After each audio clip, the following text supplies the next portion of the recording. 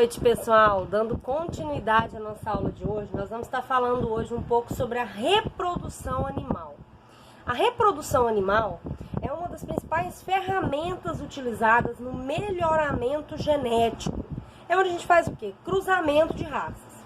Nós vimos nas aulas passadas a parte dos sistemas reprodutivos, masculino e feminino. Agora nós vamos estar vendo um pouco sobre as biotecnologias que são utilizadas além da reprodução natural, que é a monta natural, tá?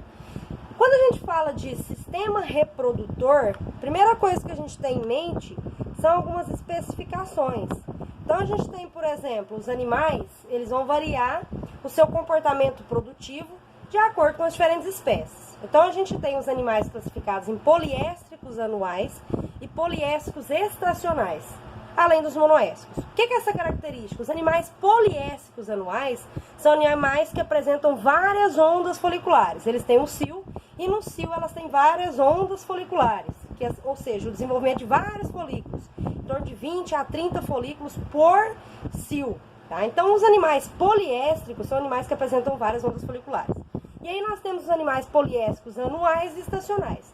Anuais são os animais que dão cio durante todo o ano. Os estacionais que têm o quê? O período compreendido de estação de monta.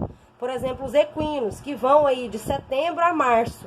Aqui é um período que a gente tem maior luminosidade. Como a gente viu nas aulas passadas, a gente tem a atuação lá no cérebro dos ritmos circadianos. Nesses animais, como os equinos, são mais desenvolvidos.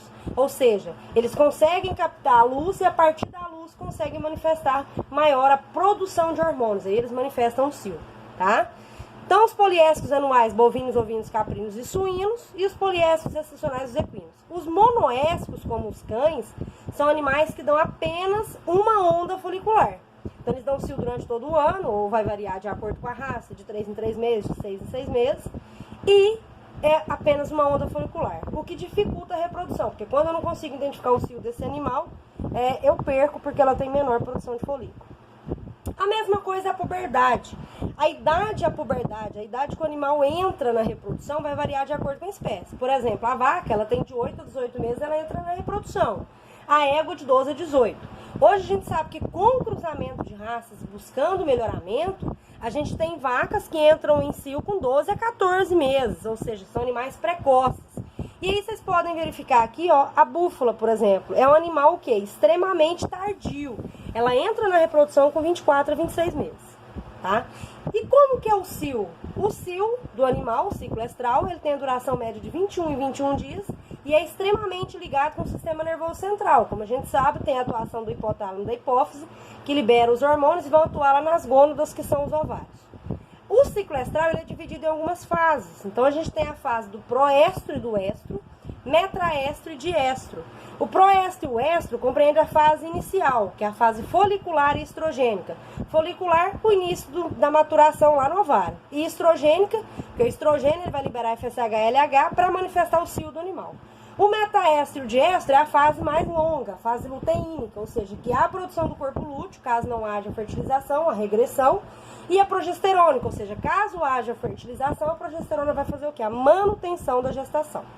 Então, a fase de proestro é a fase que a gente tem maior estrogênio, tá? O que o estrogênio faz? Ele vai atuar lá na parte de modificação ovariana e uterina.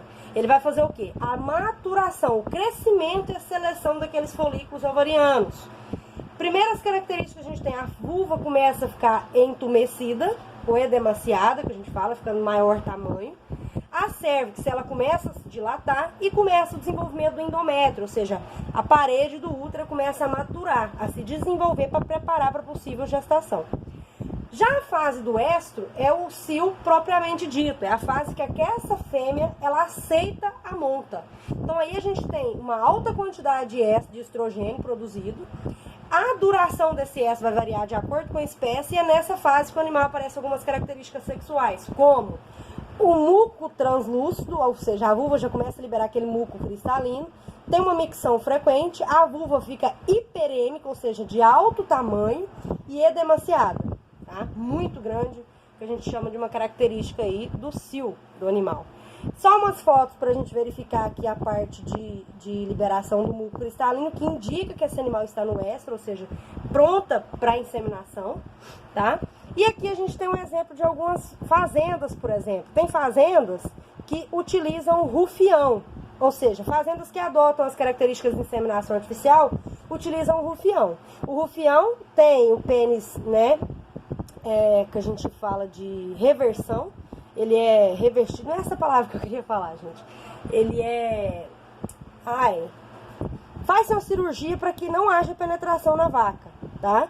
E aí ele vai fazer o quê? Ele vai apenas subir nessa vaca em si e ele vai identificar essa vaca. De que forma que isso é feito? Por meio desse equipamento que vocês estão vendo aqui, que é o buçal. Então, esse equipamento vai utilizar como um cabresto, igual vocês estão vendo aqui, ó. Ele vai subir na vaca, quando ele pressiona no dorso, é liberado uma tinta que marca essa vaca, ela é selecionada para que haja possível inseminação. O metaestro já é a fase que compreende a fase da ovulação. Como a gente viu na aula passada, a ovulação é onde aquele folículo ele foi liberado, ele está pronto para receber o espermatozoide, para fertilizar com o espermatozoide. Então a gente tem, nesse processo, o edema vulvar, ou seja, aquele líquido cristalino, ele diminui a sua produção, tá? E diminui o corrimento vaginal. Ele pode estar presente, mas tem uma menor produção. E o animal volta a ficar mais tranquilo e desaparece a atração pelo macho e a aceitação da monta.